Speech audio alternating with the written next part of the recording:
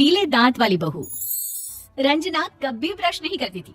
उसे कितनी बार उसके माँ बाप ने डांटा, लेकिन उसका कोई असर उस पर होता ही नहीं था, जिस कारण से उसके दांत पीले पीले हो जाते हैं। शादी के बाद। अरे बहू, वैसे तो तुझ में कोई कमी नहीं है, पर तेरे दांत दांत इतने पीले कैसे हैं बेटा? कैसे है मतलब? कोई सर्जरी थोड़ी ना कराई है। वो तो क्या नाम, मैं ब्रश नहीं करती थी तो पीले हो गए। अब क्या करूं? आप कहे तो लाल करवा लूं या फिर काले? यार ये क्या है, क्यों माँ से लड़ रही हो? लड़ रही हूँ?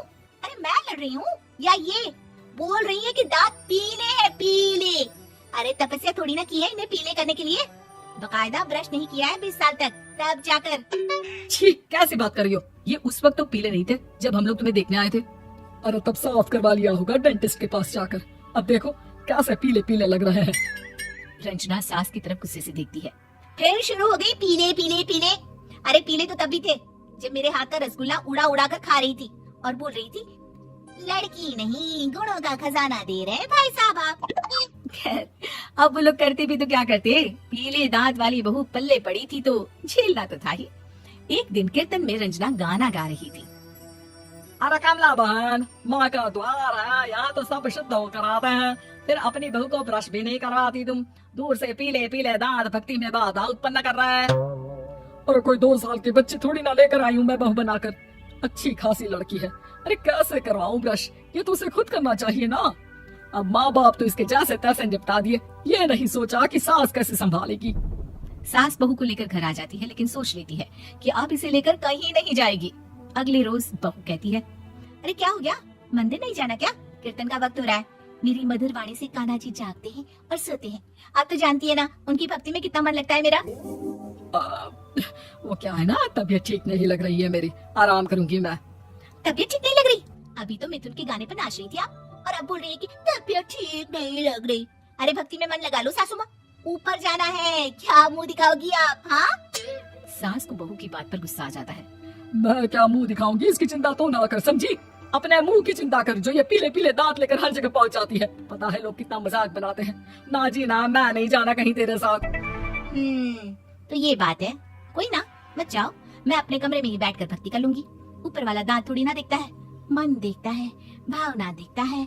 और अरे बस बस, तू सब कुछ दिखा, बस ये सफेद चमकदार दांत ना दिखाना किसी को, है? जा यहाँ से। बहू को सास की बात का कोई फर्क नहीं पड़ता, वो तो जैसी थी वैसी ही रह जाती है। सुबह नहाकर किचन में खाना बनाना, फिर खाना खाना, कीर्तन भजन करना और सो जाना। एक दिन, माँ जी मैं सहेली के घर जा रही हूँ, शाम को लेट आऊंगी। हाँ हाँ तो जाना, मैंने कौन सा तेरी आरती करनी है घर पर बैठकर। रंजना सहेली के घर जाती है, जहाँ वो पार्टी में जाने की तैयारी कर रही होती है। अरे शिखा, कहाँ जाने की तैयारी कर रही है? मैं गलत वक्त पर आ गई क्या? अरे नहीं यार, उल्टा सही वक्त पर आई है। मैंने ये साड़ी और ज्वेलरी निकाली है यार, शाम को इनके ऑफिस की एक पार्टी में जाना है। बताना कैसा लग रहा है ये सब?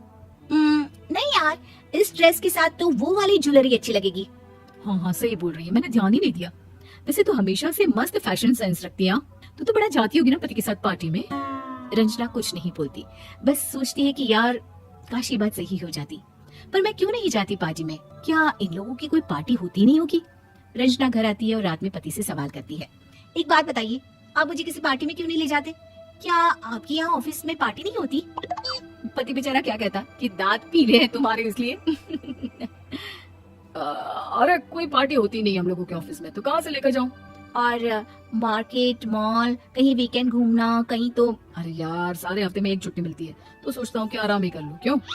रंजना मन मार के रह जाती है। पहले कभी सास के साथ मंदिर जाया करती थी, लेकिन वो भी सास ने ले जाना बंद कर दिया।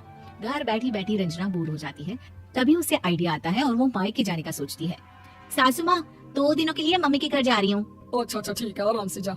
और हाँ, माँ से कुछ अच्छी आदत सीख कर आना कि कैसे शरीर के हर भाग की तरह दांतों की सफाई भी जरूरी होती है, समझी? शुरू हो गई ना आप? वो लोग आपकी तरह नहीं है कि छोटी छोटी बात का बतंगड़ बना दे।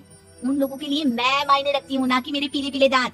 रंजना माँ को बिना बताए उन लोगों को सरप्राइज देती है, लेकिन जैसे ही वो दरवाजे पर पहुँचती है, अंदर देखती है कि घर वाले कहीं जा रहे होते हैं। अब माँ, काश रंजना दीदी के दांतों वाली प्रॉब्लम नहीं होती, तो वो भी हम लोगों के साथ चलती ना बुआ जी की बेटी की शादी में।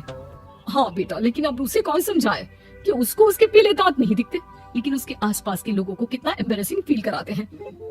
मुझे तो कितनी बार उसके स्कूल की टीचर ने शिकायत की कि उसके साथ कोई लड़की बैठना भी नहीं चाहती, और ना ही कॉलेज में कोई उससे बात करना चाहता था।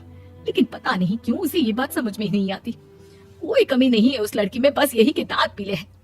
वो तो भला हो जीजा जी और उनकी माँ का, जो दीदी को जैसी है वैसी ही रखा हुआ है। रंजना को अपने घर वालों की बात सुनकर बहुत दुख होता है।